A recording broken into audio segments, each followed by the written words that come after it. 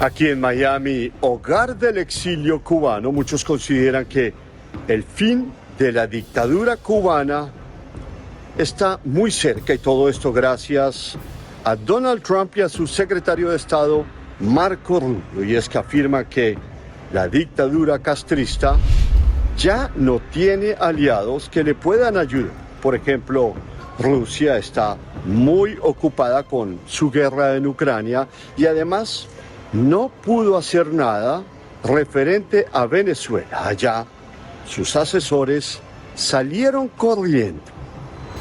Nuestro periodista Alexander Oyola tiene la historia. Primera escena: Cuba ante una inminente operación militar estadounidense.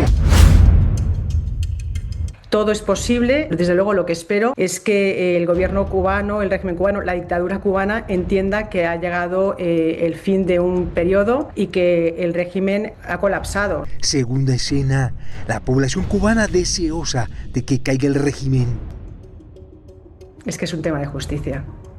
Raúl Castro ha cometido tantos crímenes, o sea, él, la familia, son tantos años. Acaba de cumplir 95 años ahora en este mismo mes y básicamente lo sacaron a relucir hace unos días como para mostrar épica, coraje y cohesión en torno a Raúl Castro, pero fundamentalmente yo creo que ya va pasando su hora. Deberían pagar por los crímenes cometidos, porque si no estamos lanzando también un mensaje de impunidad. Tercera escena: ¿será que Rusia, el mayor aliado de la dictadura castrista, la abandonará?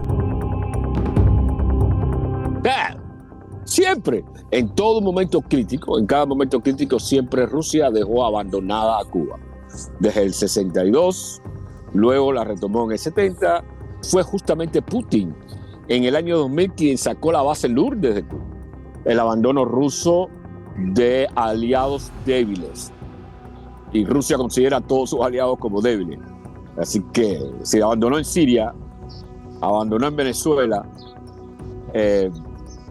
nada cabe más esperar de que abandone justamente a Cuba.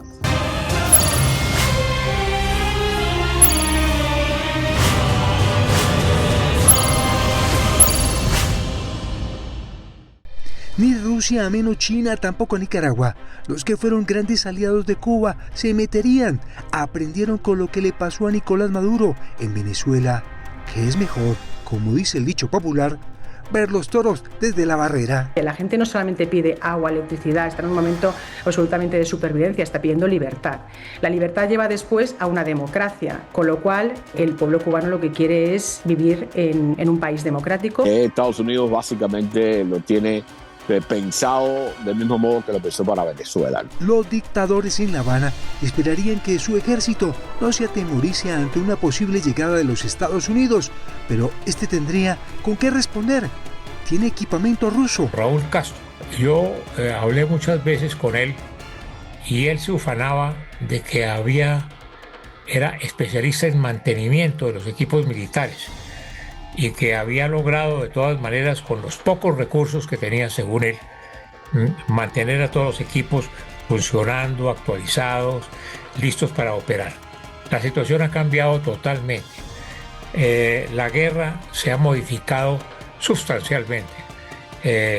Vi en el día de ayer que unos pilotos norteamericanos que habían sido derribados en un helicóptero por Irán habían sido rescatados por una embarcación no tripulada, por un dron marítimo, cosa que jamás se había visto. La guerra cambió.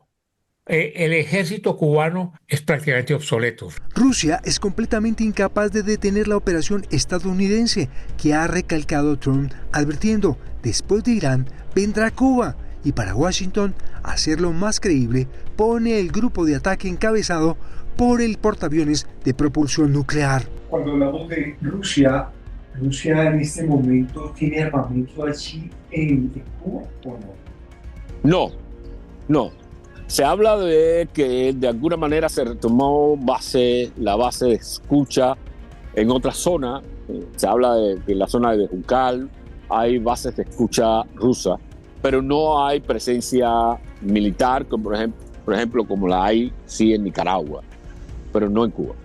Lo de Rusia en los últimos meses ante los apagones en Cuba no ha sido más que gestos de cooperación diplomática, un buque con petróleo, pero no envíos de sistemas modernos de guerra.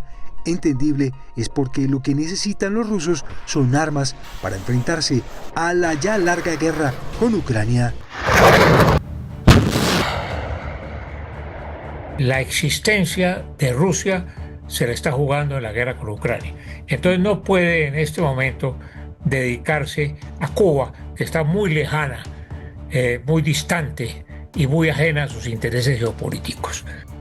De tal manera que si en un momento determinado Rusia se compromete en una forma definitiva con Cuba, que está a 90 millas de la costa norteamericana, entonces posiblemente ahí se presentaría un colapso, una situación muy complicada para Rusia. Ellos no quieren afrontar en un momento determinado, en esta coyuntura, una confrontación con los Estados Unidos porque no les interesa. Hace unos meses, el Consejo de la Federación de Asamblea Federal de Rusia dijo que consideraba como una presión militar sin precedentes lo de Estados Unidos contra Cuba.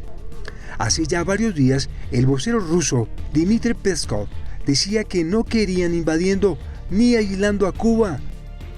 Многие компании и крупные и субъекты предложения, безусловно, заслуживают не только внимания. Pero hoy, Raúl Castro y Miguel Díaz-Canel están a su suerte, la que desean sus coterráneos desde el exilio. Ya vienen llegando. Estamos hablando de 4 millones de exiliados y tendremos que trabajar, hacer un trabajo muy arduo, muy intenso y de mucha responsabilidad. Tenemos todos los cubanos una responsabilidad sobre el futuro de Cuba, todos los que queramos estar involucrados. En síntesis, a Cuba le da la espalda a Venezuela porque Estados Unidos controla Delcy.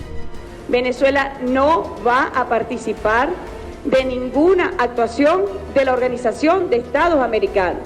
El presidente Ortega enfermo y Rosario con poder para criticar, pero sin armas para desafiar al Pentágono. Comunicados que salieron del Departamento de Estado de los Estados Unidos. El ego de Vladimir Putin crece si derrota a Ucrania. No una pelea perdida en la isla de Cuba. Xi Jinping, por el contrario, le conviene que Estados Unidos se entregue peleando con Irán, ayudando a Ucrania